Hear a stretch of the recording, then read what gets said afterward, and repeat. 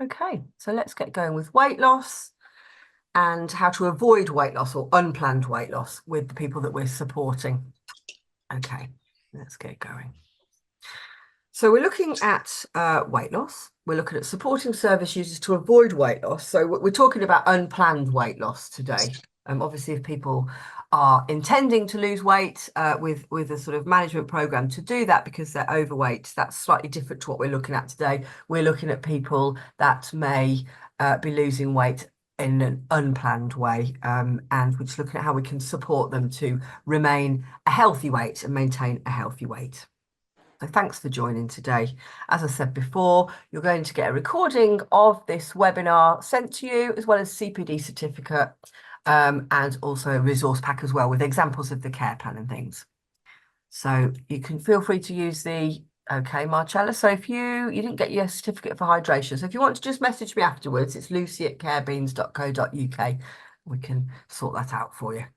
So weight loss, we're looking at supporting service users to maintain a healthy weight. Okay. So we're going to be covering how we can support service users to maintain a healthy weight. We're going to be looking at weight loss and different types of reasons for weight loss.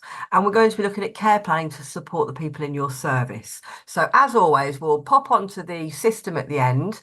I'll give you an example of a care plan that I've done for somebody and the different types of alerts and charts that you can put in place just to monitor people's weight and ensure that they are maintaining a healthy weight. So as we get older, we do often start to lose weight. That can sometimes happen as people get older. There's different reasons for that. It could be that people are poorly, so they've got some kind of illness or short-term or long-term condition that could be the reason for that weight loss. May also be a loss of appetite. That often happens as you get older, and that could be a reason for weight loss as well for lots of different reasons. It could be due to a health condition, or it could be due to a medication that people are on. There's different reasons why people might lose weight. So it's important to maintain a healthy weight and to support people in your service to do so. And there's certain steps that you can take to gain weight healthily, which we're going to be looking at. So weight loss, as we said, it is quite common. So even if there's nothing wrong with someone's health, it is quite common for older people to sort of lose appetite often. So they might be losing weight simply because they're not eating enough. Maybe their diet doesn't give them sufficient energy or calories, for example. So weight loss could be quite a common thing. So it's just something that we need to be aware of, especially in older people, and plan appropriately for. As always, if ever you're concerned about anyone, if there is any sudden weight loss with anybody, then it's best to get advice from your GP. So if they are underweight or they've lost weight suddenly, and it's for no obvious reason, then you need to contact your GP just to make sure there's no underlying medical cause for that weight loss. And if there is, then obviously that needs to be sort of dealt with via medical professionals. So being underweight can be serious, especially if it's older people as well. It can increase the risk of health problems. So, for example, bone fractures might be more common if someone falls, for example. It might cause a weakness in the immune system, so leaving them more susceptible to infections and so on. And it might also increase the risk of nutrient deficiency. So important nutrients such as vitamins and minerals may be missed if appetite is lost and they're not eating well.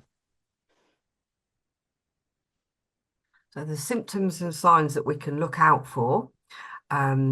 If someone's experiencing the following symptoms, then this may be a sign of potential weight loss. So if they're losing their appetite, also if their clothes become loose, so if there's a visual clue, if their clothes are becoming loose, so loose clothes, rings, jewelry, or even their dentures maybe, if they're becoming loose, that could be a sign that they're losing weight. Sometimes if people lose weight, they become quite tired because of that loss of energy that they're experiencing. So that could be a sign and symptom that they're losing weight. And also a reduced ability to perform normal tasks, for example. So day-to-day tasks, if there's a reduced ability to do those, that might be a sign that they're losing weight and lacking in that energy that we were talking about.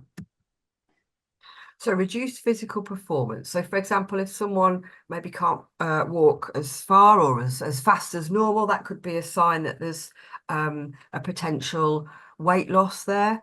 If their mood is altered, sometimes if people are malnourished, that can be associated with lethargy and depression as well. So that's something to just be mindful of. It can also affect poor concentration if someone's not eating well and losing weight. Someone might also experience swallowing difficulties, so it's important to observe whether they might be coughing or choking when eating and drinking, because this would obviously affect the amount that they're able to eat. Therefore, that could be an indicator that they are either losing or about to lose weight in an unplanned way. There's various assessments that we can do, and we'll have a look at these on the system shortly as well. So I'm sure you've all heard of the MUST tool, but for those that haven't, the MUST tool is the Malnutrition Universal Screening Tool. It's an acronym, the MUST tool. And that is a tool to assess for malnourishment. And one of the factors that it takes into consideration is unplanned weight loss. So on the system, and I'll show you this shortly, but on the system we have a MUST tool where you can add the current weight. It will automatically populate when you do a weight chart for somebody. And it will look at any unplanned weight loss as well. It will work out the percentage of that unplanned weight loss and give you a score depending on those different factors. With some people in the service, in our services, we might not necessarily be able to measure their weight for whatever reason that might be. If their weight can't be taken and a MUST tool therefore then can't be used because we don't have an accurate weight, we have a tool called the nutritional risk, and it uses the mid-upper arm circumference, so the sort of fatty upper bit of your arm, the bigger part of your upper arm. If you measure that, you can get an idea of whether someone's losing weight or not, along with other signs as well. And we'll have a look at that too. So that's to be used as an alternative if you can't get a weight on someone, therefore can't do the MUST tool. Mouth care assessments and records. It's very important that someone has a healthy mouth because, of course, if we've got a healthy mouth, that ensures that it's comfortable to eat. So if someone is experiencing poor oral hygiene or pain or infection in their gums or whatever it might be, that might affect their ability to eat comfortably and therefore reduce the amount that they eat, therefore leading to unplanned weight loss. So that could be detrimental to them. We've got a wellbeing assessment on the system as well. And it looks at sort of the well-being of somebody because, of course, general well-being can affect appetite. So if someone is sort of feeling low or feeling depressed or has a sort of poor well-being, then that can affect their appetite too. Many different factors can affect people's appetites, as well as those that might be depressed. We do have a depression scale on the system for those with or without dementia. So for those without dementia, it's a series of questions, or for those with dementia or the inability to express how they're feeling, then it's a sort of signs to look out for sort of scale. So we can have a look at that as well. So quick check on the chats. No problem, Marcella, that's fine. That's okay. Just, drop me a message and I can get that sorted for you. Okay, let's have a look at the next slide. So when it comes to eating and drinking care plans, we need to identify as much as we can the person's needs, why they've lost weight, what the reasons might be for their weight loss. As we said before, if we're unsure about it, if it's a sudden weight loss, then contact the GP. But if we know why what the reasons are for them losing weight, we need to pop those into the care plan.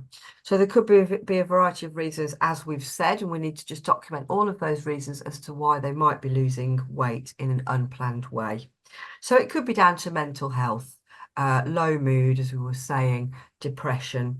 Certain medications might mean they lose their appetite as well. If their well-being is low, as we said before, that can cause a reduction in appetite. Also forgetting to eat. So sometimes people with dementia or some kind of cognitive impairment might be forgetful and might forget to actually eat or not sort of realise when they're hungry. So therefore perhaps need to be prompted and supported to eat a sort of good and nutritious diet. Certain infections, if someone has an infection, that might also reduce their appetite. That's a sort of a result of having an infection that could cause loss of appetite. As we said before, medications, so certain medications that people are on, a whole variety of medications might cause a loss of appetite as well as depression, as we've said. Dentures, so dentures that are poorly fitted, they can, as we said, they can affect someone's ability to eat. So therefore that could cause them to lose weight if they can't eat properly. And general oral health, it's really good to have good oral health to be able to eat comfortably. So if we can identify what the issues might be as to why they're losing weight, we can put those in the care plan and we can start to think about how we can support them to eat well and maintain a good weight or help them to put on weight. So we need to identify goals as well in the care plan. So it would seem sensible that your goals would be, or the service user's goals would be to reach a healthy weight or at least maintain a healthy weight and also to be well nourished. So they are sort of sensible goals to be aiming for when we're looking at weight. And then I'm going to give you now just a list of kind of the support that we can put in place. So we can include this in the support section of our care plans. As I said, I'm going to send you this webinar afterwards. So you'll have all these slides where you can sort of look through the different sorts of support that you could give to the service users within your care. So it's important to chat to the person, to include the person in their care plan and look at how they can be supported to sort of eat well. First of all, as part of the support, it's important that if you are worried about somebody's weight or the fact that they're losing weight, to contact the GP, as we said, but also to potentially contact the speech and language therapists. So they might come in and assess someone's swallowing if you're worried about that, and might sort of suggest exercises for that person or particular consistencies in food, for example. A dietitian as well. That might be useful to refer someone to a dietitian. The GP might also recommend that too, where they can come along and assess what the person's eating, look at the person's weight loss and put a sort of sensible plan in place that they can share with you and the service user that you can then include in that support plan in terms of, a good nutritious diet for that person. The must tool, as we've said before, that can be part of the care plan process, is doing a tool to sort of identify what risk level they are. Snacks. Sometimes people don't like to eat big meals. So it's important if someone is losing weight or potentially could lose weight to offer snacks throughout the day. So plenty of snacks to be sort of offered to that person just to make sure that they're eating enough. It might be a good idea to include foods with high calories as well. So things like mashed potatoes with butter in, for example. The dietitian can give you advice on high calorie foods to look at, and whatever they advise for that person, you can incorporate that into the support section of your care plan. So you can actually record what types of food that person likes in terms of high calorie options for them. As we said, some people don't like big meals. Some people do, but some people don't like big meals, especially if their appetite has become quite poor due to illness or for whatever reason that might be. So therefore, it might be a good idea to look at little and often. So if they can't sort of manage big meals, little and often is a good idea, and that's often better than one big meal, which they might not be able to finish. Excuse me. And the correct consistency. So as we said before about the speech and language therapy team, so the SALT team, as we often know them as, they can advise on consistencies of food for people with swallowing difficulties. So anyone on a modified diet who has a particular thickness of food that they need that's been advised by the SALT team, we can incorporate that into our support plan as well, so that everybody knows what types of food and what consistencies they should be eating. Support at mealtime, so that's really important. Especially in the residential setting where that's sort of able. We are sort of referring to people in their own homes as well, so domiciliary care too.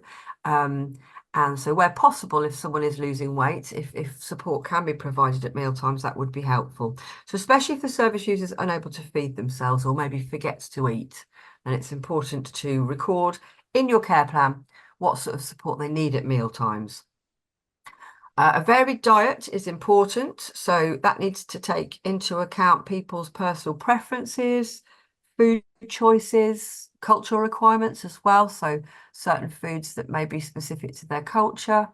It's important to include those as part of their diet and include all of that in the support plan, what types of foods they enjoy eating to, make sure they have a varied diet.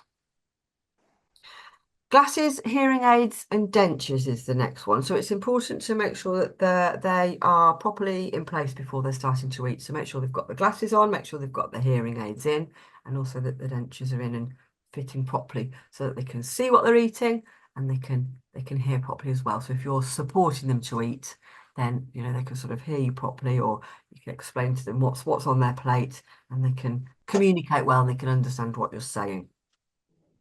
As we said before, good oral hygiene, that's really important to incorporate in your support plan for a good nutritional diet. So ensuring good oral hygiene so that eating is comfortable for that person. So you can look at doing that frequently, sort of mouth care.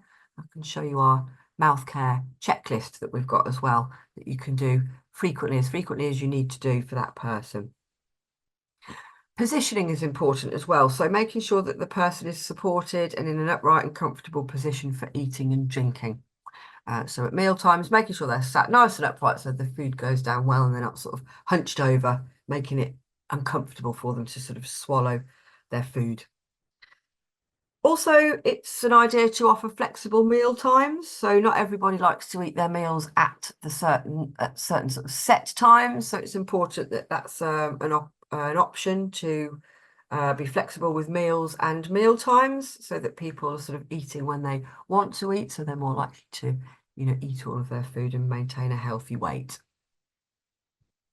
There's lots of support tips here. And as I say, you'll be getting this webinar afterwards. So you can have a list of all the sort of suggested support that you might want to put in place.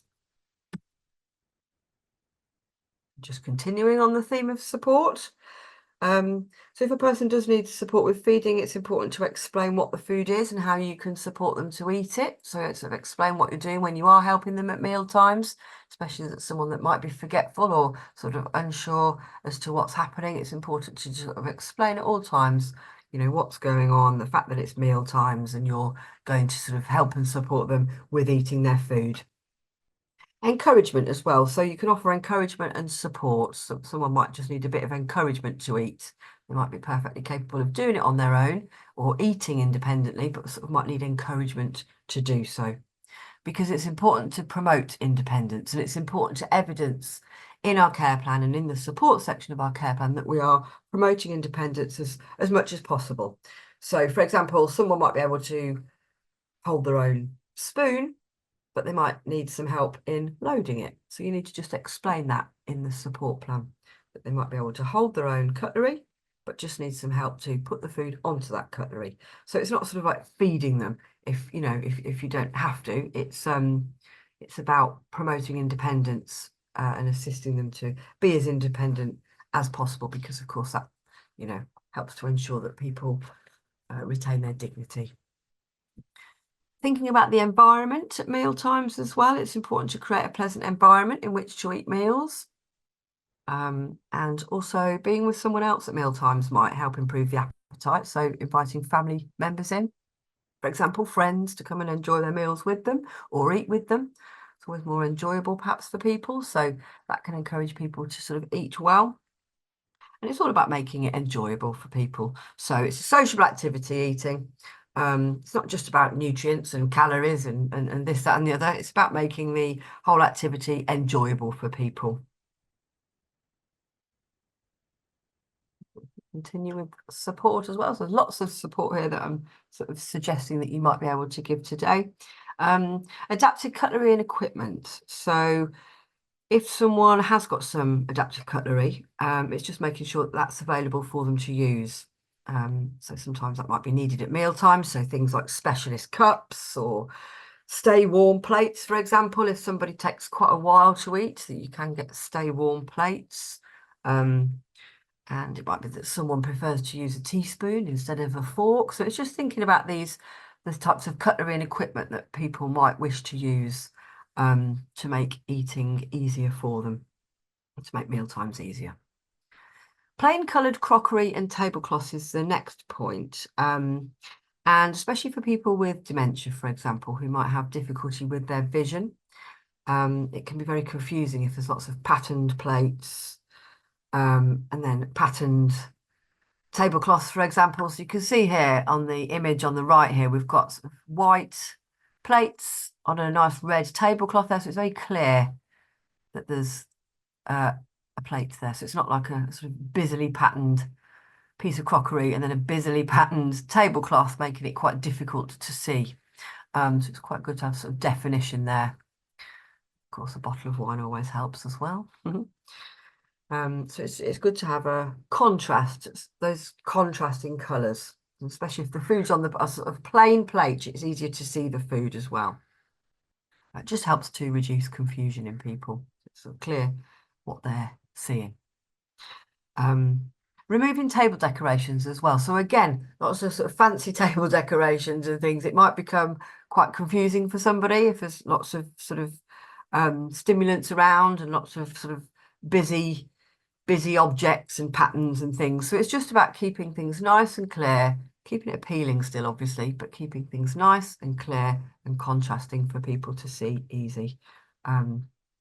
It's important as well to have a distraction-free environment. So eating in a calm setting would perhaps be more preferable to somewhere that's very busy and distracting. Probably makes for a more pleasant experience if somewhere is distraction-free for people. Appetizing meals, so meals should look and smell as well appealing. And as we said before, small portions. So some people do often find a large plate full of food off-putting. So even just the sight of a large plate of food, if someone's lost their appetite, it could be quite off-putting. So it's just thinking about that. If someone has lost their appetite, it's thinking about sort of introducing smaller portions instead. And as we said before, little and often throughout the day.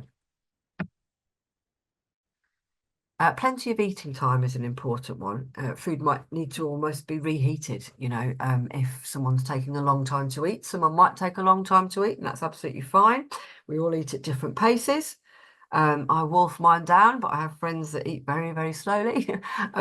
So we know that we need to offer plenty of eating time for people that do sort of eat sort of on the slower side. So that might mean reheating the food if necessary to maintain the meal's appeal. And also one course at a time.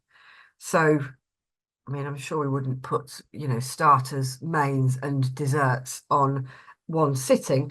But as we were saying before, keeping things nice and simple. So one course at a time to help avoid confusion. It's best to sort of, serve it in that fashion. Also, avoiding clearing the table before someone's finished the meal. So although we've got busy jobs and we once people have sort of finished their meals, we want to start clearing up, ready for the next sort of activity. But if someone is still eating, then it can be very off-putting if someone starts to clear the table. It's like hinting almost, isn't it? So it's probably not a good idea to start clearing the table when someone's still eating. So it's about giving that person plenty of time to eat as much food as they feel they can.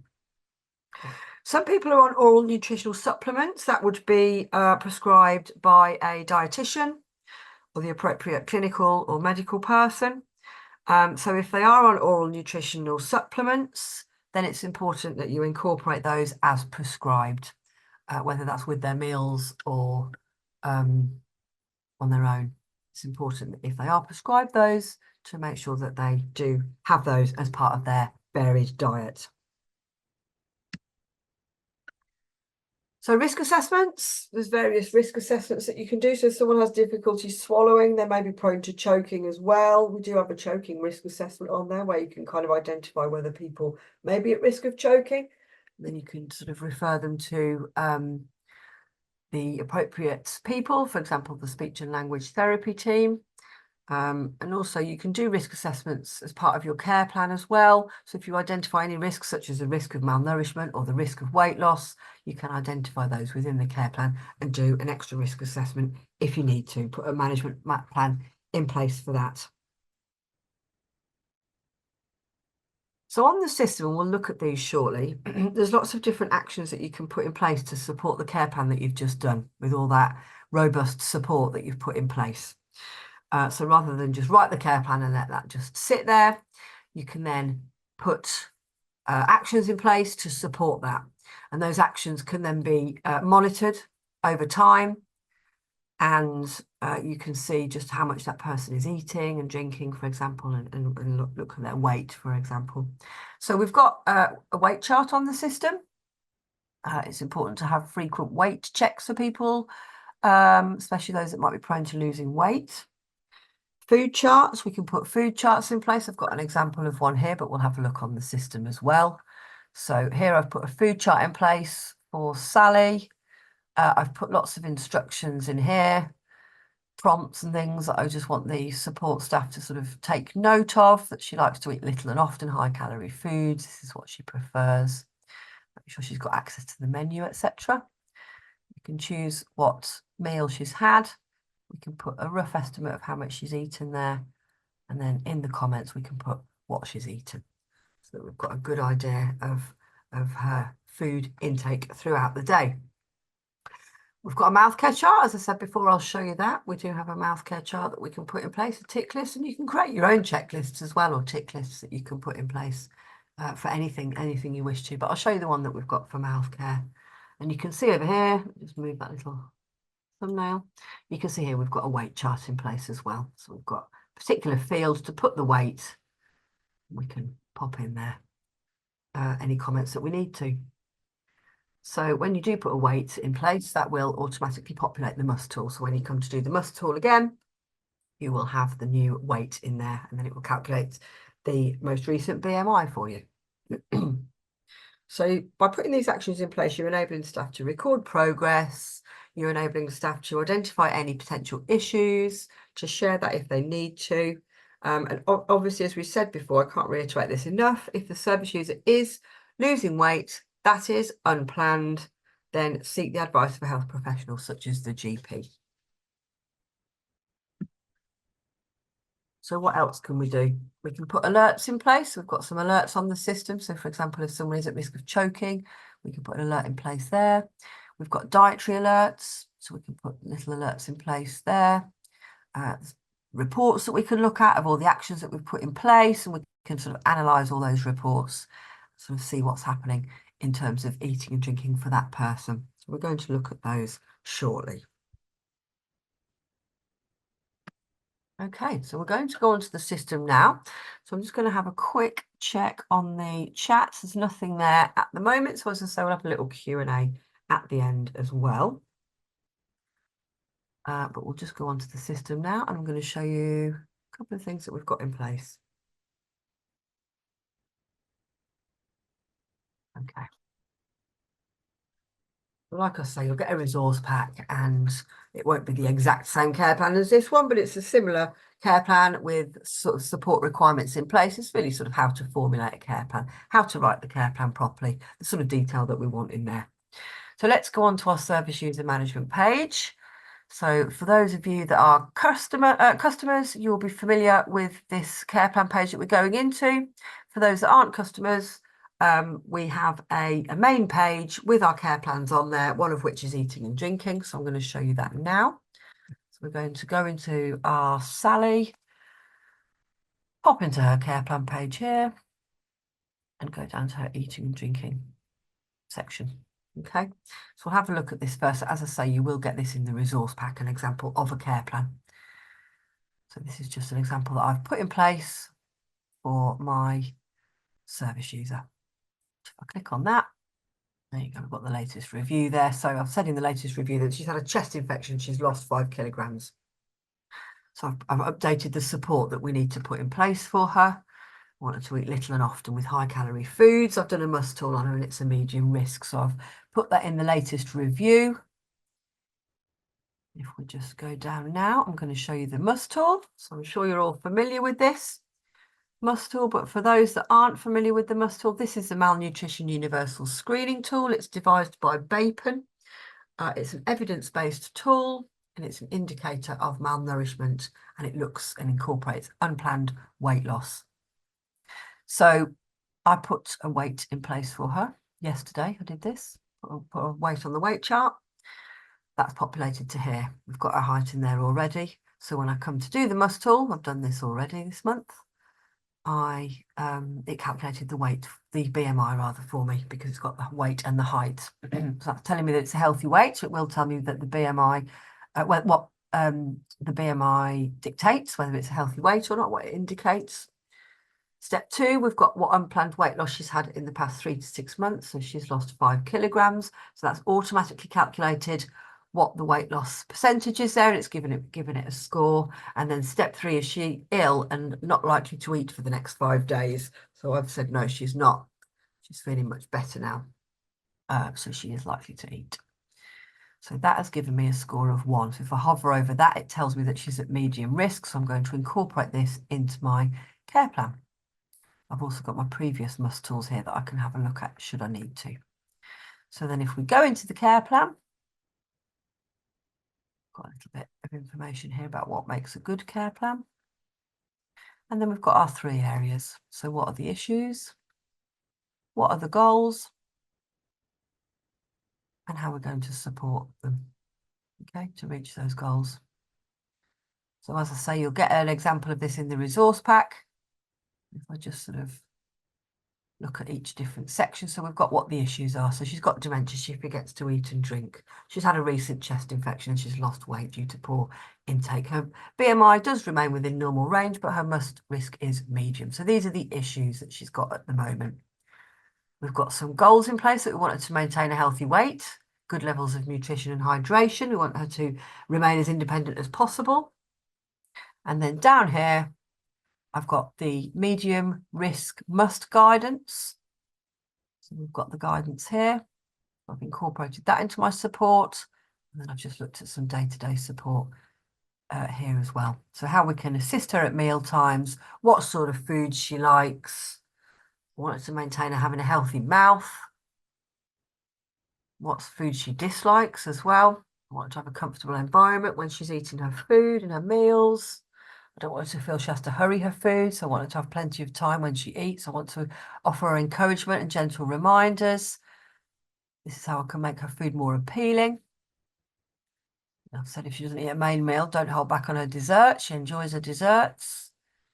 You want to give her foods with a high calorie content, such as mashed potatoes with butter, for example. She likes to eat little and often, or want to offer her snacks throughout the day as well. There's a whole range of support that we're going to put in place there, along with some ongoing monitoring there. I've just put some extra demo information in here actually as well about the International Dysphagia Diet Standardisation Initiative. So that's what the speech and language therapists use if they have a particular consistency of food and drink. So these are the different types of consistencies that you might also be told to use for that person by the SALT team. So you need to incorporate that in your support plan too. I've popped a couple of risk assessments in here as well. So she's at risk of malnourishment. So I've just put in here the details of that risk and how we're going to support her again, okay, to avoid malnourishment.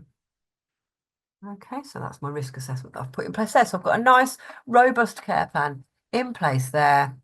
Everybody can view that. So the carers can also view it, the support workers can also view it. They can access the care plans on the app, so they can read all the care plans. And I've popped some actions in place as well. So a fluid chart we've put in place there, but we're concentrating on weight loss today. Food intakes, I've put a food chart in place. I've put a monthly weight chart in place as well. Okay, so I'm going to pop over to the dashboard now. We're just going to have a look at those actions so that you're familiar with them. So if I go into Sally here, this is what the carers see on a day-to-day basis. You can see this on the device as well, on the app. I've put a couple of alerts in place as well. I've put a couple of, there you go, she's on a high calorie diet. Put some dietary alert in place there as well. I'll show you how to do that for those that aren't quite sure how to put that alert in place. But let's just go back to the food chart. So there we go. We've got a food chart here. We saw this on the slides, but I'll show you it here as well. We've put all that information in place. You'd say what meal she's had, roughly how much she's eaten, and what she's eaten down here. I've also got details of when she last ate as well and how much she's eaten. And we can pull up reports on all of these. So I just save that information there. I'd also share it if I needed to. I might want to hand something over. She's not eating much. I might want to share it with the manager or whoever's got access to the operations dashboard, which is an overview of the service. I might want to hand it over to them as well if I'm worried that she's not been eating much or if I feel she's losing weight. Let's have a look at that weight chart now while we're talking about weight. So this is timed monthly. So this has been done quite recently. It's not next due till the 21st of August. So this will flash when it needs doing. I can always change the frequency of this if I was concerned about her. Her BMI is normal at the moment, so I'm going to keep her to a month as dictated by the MUST guidance. But if I was worried, or if she started to lose more weight, I would perhaps want to change that to every 7 days. So I can do so if I wish to do that. So let's just have a look at what the weight chart looks like. There you go. So she needs help with the balance on the scales. Pop her weight in there. Any notes. I've also got the last weights there as well. And as before, as with all actions, we can share it if we're concerned. Escalate that. Okay. So that's the care plan process. They're the actions that I would suggest putting in place. There's a couple of other things that I just want to show you as well. So we said before about the alternative, the mid-upper arm circumference, if you can't get a weight on that person. So let's just have a quick look at this other Sally. And we will, there you go, I'm going to pop one in place for us so that we can just have a look at it. So this is if you can't get someone's weight, this is Bapen's alternative assessment tool. So it's either one or the other. If you can get someone's weight and height, use the MUST tool. But if you can't, then rather than doing nothing, you can use this assessment just to guide you in the right direction as to what you should do. So you would do an upper arm measurement. So with the tape measure, the biggest, fattest part of the upper arm, pop the measurement in there. If the measurement is below 23.5 or above 32, it suggests that the BMI is either below 20 or above 30. These are the two indicators that Bapen give. And then Bapen also give the following statements, and you can choose the appropriate statements, what your impression is of that person. Thinking about unplanned weight loss, you can record whether the individual's clothes or jewelry has become loose. Put a yes or no to that there. And then you can select some statements that Bapen have provided, which might be appropriate for that person as well. Okay, and then regarding acute disease, so are they likely to eat in the next few days? So that might be a no, they're poorly, they're not likely to eat. That could indicate that they're going to lose weight further, or that they are now well and they are going to be able to eat in the next few days.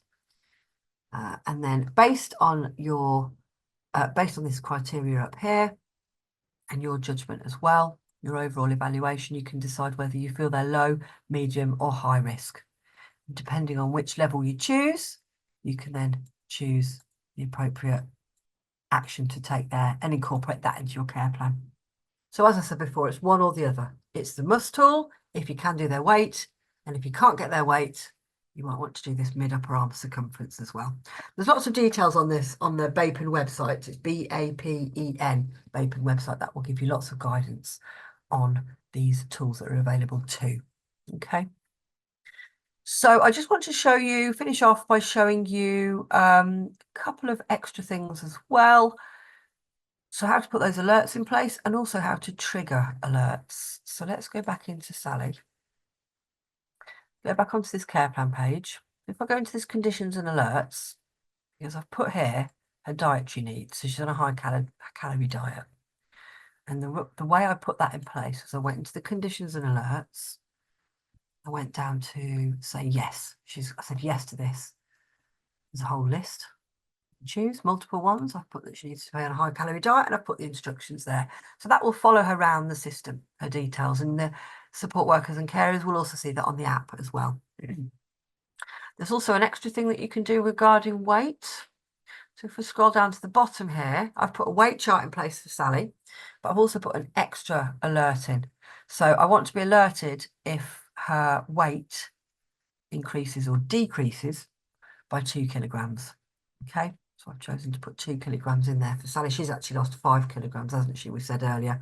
So I want to be alerted. So I should have got an alert for that.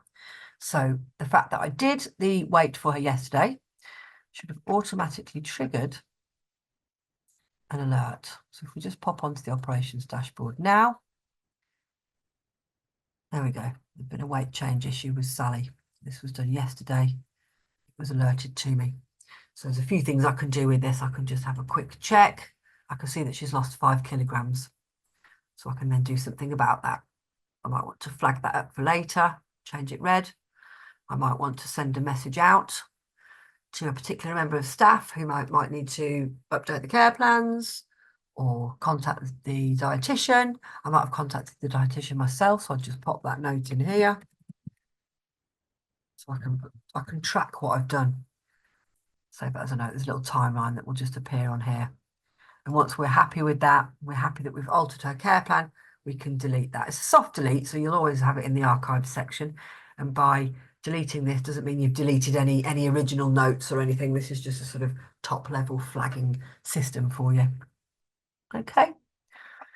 Let's have a quick look and see if there's any questions. So there aren't. So that's essentially what we need to be doing for weight loss. So I hope that's helped people in looking at how to care plan for your service users, what to do if you feel someone's losing weight, unplanned weight, what sort of support we can give them, how we can create a really nice, robust care plan for that person, put actions in place to ensure that we're monitoring that continually. So if you do have any questions, do ask. I shall stay on for the next little while. Just to reiterate then, while we're sort of waiting for any questions that there might be. Oh, here we go. There's a question here. Thank you, Lucy. That was good. That's great. Good, Ola. Oh, hi, Ola. That's nice to know that the ops dashboard explanation was useful. Just so that you're aware as well, actually, with this operations dashboard, when you're on it, if you click that question mark as well, that will also give you a PDF there on all the different pages that there are on that operations dashboard. That might help as well. So yes, just to reiterate then, we are repeating this session on Thursday at 2 o'clock. So if you've got any colleagues that you think might find it useful, go onto the website www.carebeans.co.uk and they can register. That's fine. You'll all get a link sent to you. It will probably be at the start of next week that you'll get the link. So keep your eye out for that. We do both webinars. We do both of those. And then at the start of next week, we'll send out links. So keep an eye out on the email. You do need to have attended for a certain amount of time. So that's what we do. We keep a record of making sure that people are obviously here for the full session, because we can't give a CPD certificate without people attending for the full session. So we do sort of have a list of everyone that's attended for the full session. So for all those that attended for the full amount of time, you will get an email with your CPD certificates or the feedback form it'll be, and then you can fill that in and you'll get your CPD certificate. You'll get a resource pack and you'll get a recording of the webinar too.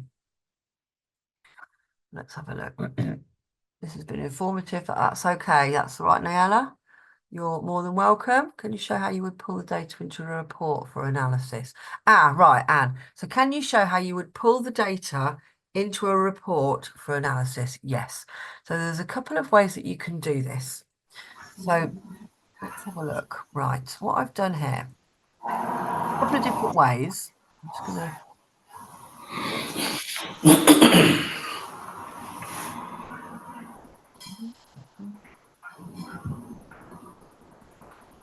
Mute everybody there.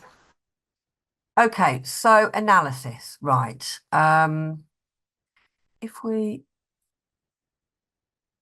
I pause that, can someone just tell me, can you still hear me okay? And am I still moving from screen to screen for you? I feel like, Yes. oh yeah, thank you. Yes. Thanks a lot. Thank you. I felt like I just paused it then. Right, great. Okay, so let's look at analysis. So if we go into Sally Webb, what I've done, there's a couple of different ways. If I go into her care plan, go into the actions, you'll see here when I've done the food chart, I put my food chart in place with all my instructions, and I've put that I want it to be part of an analysis area. So I've put nutrition as one of the analysis areas I want to look at. Okay, you can do that in your settings and your reference data management. So if you go to settings over here, a little slider comes out and it says reference data management. And on that, you'll see a piece of text that says analysis area. I think it says analysis area. So click on that and you can create your own analysis areas and then you'll see them in a drop down list here. So I want to put this as part of my nutrition analysis area. So the food chart, I've put as part of that, and also the weight chart. I've put as part of that as well. So I can put whatever I want to as part of my analysis. And then I would go into my report section, the report management. And I would look at my analysis area report. I might want to look at it for all of the service users, or I might want to look at it for one service user. Actually, I think we can do a couple of service users. Yeah, we can. We can do a couple of service users. I'll just do it for Sally for now. So I want to look at nutrition. I want to look at it for the past 3 months. I could make that shorter if I wanted to. Generate a report, and you'll get an Excel spreadsheet here with all the details of the weights and the fluids. And sorry, I've put fluids as part of my nutrition as well. The weights and the fluids and the food charts as well.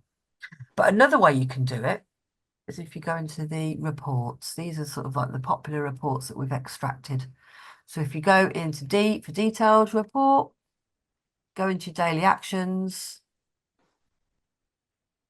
and select which ones you want to look at. So I want to look at the food chart, for example. I want to look at the weight charts as well. Anything else that I might want to look at, I can generate a report. So I'd probably do that by type rather than timeline because I want to look at them sort of separately, if you like. So generate a report, scroll down. And just bear in mind, I've put 3 months, but this is the demo site, so I've not done lots of actions on it, but I can see all the food charts there and then all the weight charts as well. Okay, so I can see all those in one area. And another thing that we can do too is we can go into the observation charts, and I could also look at weights this way as well. So I could look at the weights for all the service users or just Sally Webb. We could also look at meal charts here too, actually, yeah. Generate a report. And that would show all my meal charts there. Again, I've only done a couple for her and all my weights. So I've got a graph there of her weight and what her weight is doing. And then also underneath, I've got a bit more sort of detailed information, dates and times, what the weights were on those dates and times, what the weight change was, what the BMI was, and any notes associated with that. So I can do that on all of the service users or just one, and I can print that off as well. Okay. I hope that helps, Anne, with the analysis. Yeah, that's great. Thank you very much. Lovely. No problem at all. I just want to let you know, soon you're doing a training with me. So Sona, you've said about Susan was doing a training with you. That's fine. What you'll do is you'll get your CPD certificate and you just put the names in of the people that attended. So yeah, you can do that. That's fine. Oh, you said you can hear me perfectly. Thank you. Thanks for that. Where I work, I don't have this operating system. We have Care Vision. What system are you using, Niala? So Niala, we use this is Care Beans. So it's Care Beans is our company. It's Care Beans Care Planning. If you want any more details on it, you can always message me. I'd be more than happy to give you a demo on it if you wanted to. It's lucy@carebeans.co.uk. Feel free to drop me a line and I'll can give you a demo if you wanted to have that. Okay, so I hope that's helped everybody. No problem at all. Any more questions? Do feel free to ask. We've got a few more minutes left, so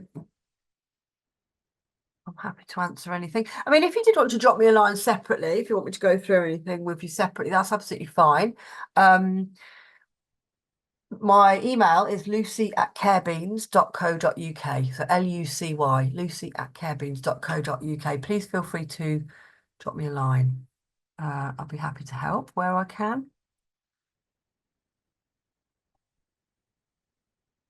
Okay, so with your emails, it'll be the email that you registered with to get onto this webinar. It's the email that you registered with is where the link will get sent. So it's important. I can't really do anything with these emails, unfortunately. You need to look out with the email that was registered for the webinar. That's the email you need to keep your eye on at the start of next week to wait for the link for the CPD certificate, and then you can get certificates for those that attended. So I hope that helps, Maxine. Oh, thanks, Eva. You're more than welcome. Thanks, Regina. No problem at all. So we're actually having a break next month, August. It's a holiday season. So we tend to have a break in August, and then we'll be back in September. So I'm busy creating new content for the webinars. So I just wanted to sort of put a little request out there, really. If any of you have got any suggestions for webinars that you'd like to see, I can certainly look into putting those on for you if I'm able. So if you want to message me, don't do it on this. If you message me, it's better actually on my email. So lucy@carebeans.co.uk. If you've got any suggestions about webinar content that you'd like to see, then do let us know. So I'm just currently creating content for those at the moment and getting CPD accreditation for them. So if there's anything else that you want to sort of see, do let me know.